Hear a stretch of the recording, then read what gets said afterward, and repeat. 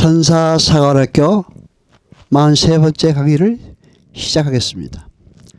요한복음 9장 26절로 31절까지 봅니다. 저희가 그러되 이 사람이 내게 무엇을 하였느냐? 어떻게 내 눈을 뜨게 하였느냐? 대답하되 내가 이미 일러서도 듣지 아니하고 어찌 다시 듣고자 하나이까? 당신들도 그의 제자가 되려 하나이까? 저희가 욕하여 가로되 너는 그의 제자이나 우리는 모세의 제자라. 하나님이 모세에게는 말씀하신 줄을 우리가 알거니와 이 사람은 어디서 왔는지 알지 못하노라. 그 사람이 대답하여 가로되 이상하다. 이 사람이 내 눈을 뜨게 하였으되 당신들이 그가 어디서 왔는지 알지 못하도다. 하나님이 죄인을 듣지 아니하시고 경건하여 그의 뜻대로 행하는 자를 들으시는 줄을 우리가 아나이다. 아멘. 여러분, 그러니까 하나님께서 예수님의 기도를 들으셨다면 예수님은 유대인들이 주장하는 죄인이 아니며 31절의 말씀대로 경건하여 하나님의 뜻대로 행하시는 유일한 분이시라는 것이 소경의 주장입니다. 이 주장은 성경적입니다. 이 주장은 옳습니다. 그리고 또한 여기서 우리는 기도에 관한 중요한 진리를 발견합니다. 하나님은 죄인의 기도를 듣지 않으신다는 것입니다. 그러면 어떤 기도를 들으시나요? 성경은 사실 우리가 무엇을 구할지도 모르는 기도에 있어서 알고 있지 못함을 밝힙니다. 그래서 우리 안에서 성령께서 말할 수 없는 탄식으로 우리를 위하여 친히 간구하고 계신다는 것입니다. 로마서 8장 26절로 27절까지 봅니다.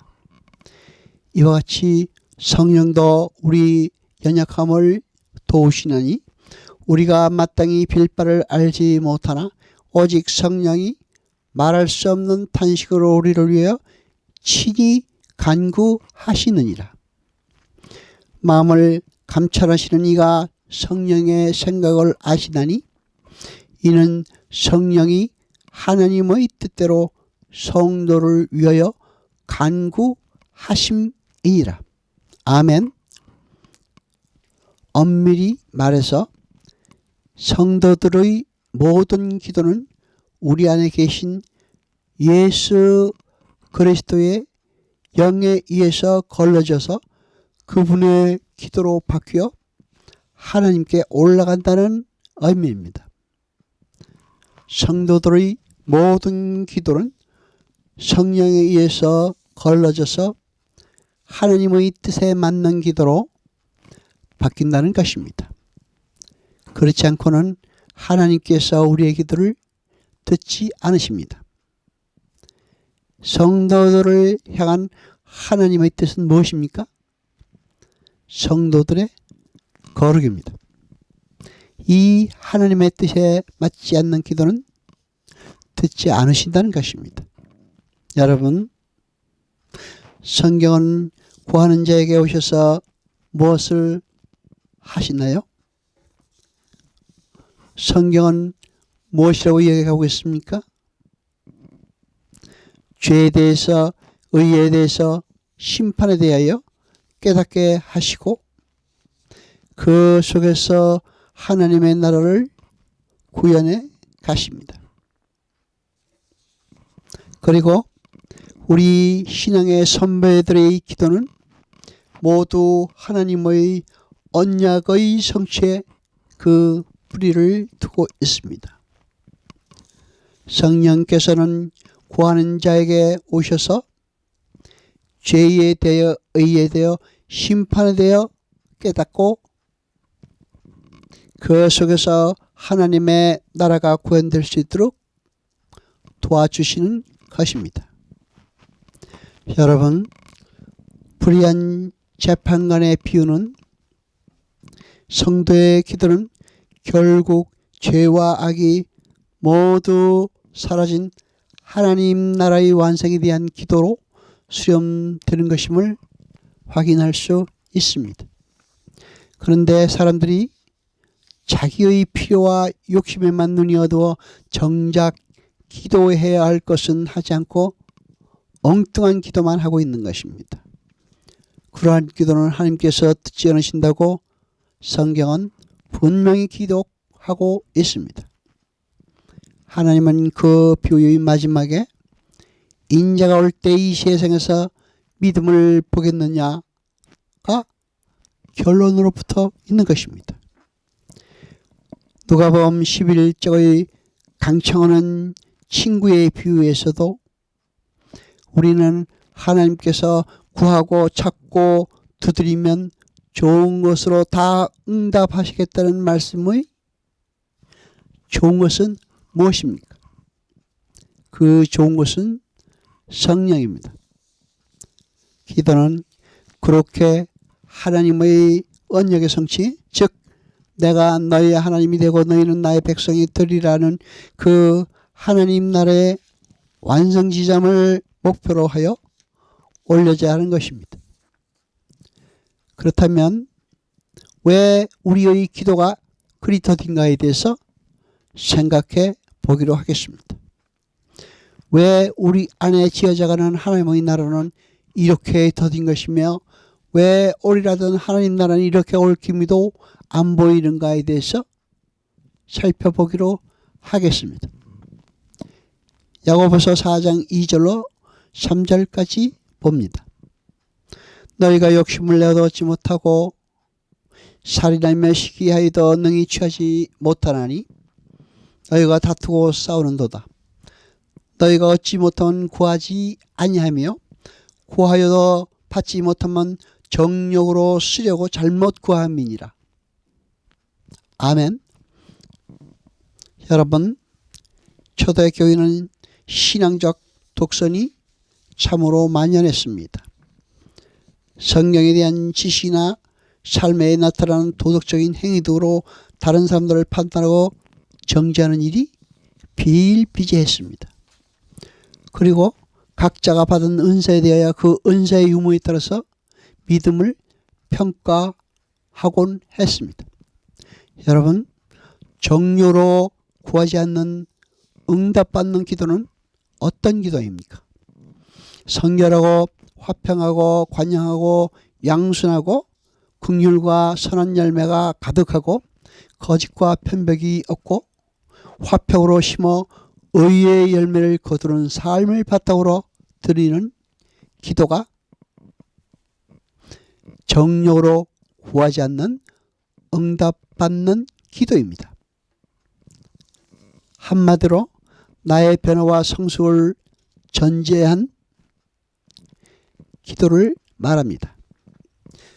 그러니까 정욕으로 구하는 기도란 나의 변화는 중시하지 않고 나의 요구만을 관철하려는 기도를 정욕으로 하는 기도라고 말하는 것입니다. 결국 기도는 하나님 나라의 내가 변하는 것이지 나의 주변이 변하고 내가 원하는 것이 얻어지는 그것이 일차적인 목표가 아닙니다.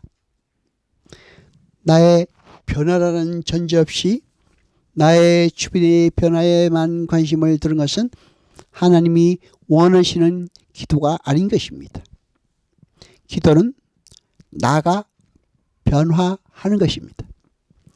하나님은 우리 성도의 예지 능력을 시험하시는 분이 아닙니다.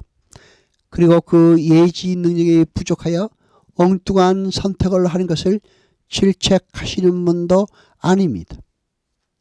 하나님은 어떠한 갈림길에서도 자신의 욕심에는 하나님의 뜻을 헤아리며 그 어떤 상황과 선택 속에서도 하나님의 인도하심에 순종하겠다는 우리의 마음을 원하시는 것이지 절대 복의 길과 파멸의 길을 준비해 놓고 우리를 시험하시는 분이 아닙니다. 어떠한 결과가 나를 기다린다고 해도 나는 하나님의 인도하심에 따르겠다고 확인하고 선택한 것이라면 이것이 최선의 선택이었다고 당당하게 고백할 수 있어야 하는 것입니다. 여러분, 하나님은 여러분이 망하고 흥하고 하는 것에 관심이 있는 것이 아니라 여러분 자신이 하나님께 순종하는 하나님 나라로 지어져 가는 것에 더 관심이 많으십니다. 그러니까 어떤 것이 나의 안전과 성공과 평안을 위해 올바른 선택일까를 고민하기보다는 내가 하나님의 어떠한 인도하심에도 순종할 준비가 되어 있는가를 먼저 챙겨야 되는 것입니다. 그리고 우리는 하나님의 뜻이 무엇인지를 살펴야 하는 것입니다. 하나님의 뜻이라면 어떤 길이라도 순종하겠습니다라는 고백을 먼저 해야 합니다. 그렇게 주님이 원하시는 길은 우리가 원하는 복이 쓰여 있는 길이 아니라 내가 하나님 앞에서 나의 욕심을 버리고 청결한 마음으로 하나님이 인도하시는 길은 어떤 길이라도 순종하겠다는 그러한 마음을 품는 길을 말하는 것입니다. 성경은 기도할 때 중언부언하지 말라고 경고하십니다. 왜 성경은 밤낮으로 항상 기도하라 하는 것입니까? 그것은 혹시 성경이 그만은 중언부언이 되지나 않을까요? 우리 주님께서도 겟세마네에서 땀이 피가 될 때까지 반복하여 아버지여 이 자리 내게서 지나가게 하옵소서라고 기도했습니다.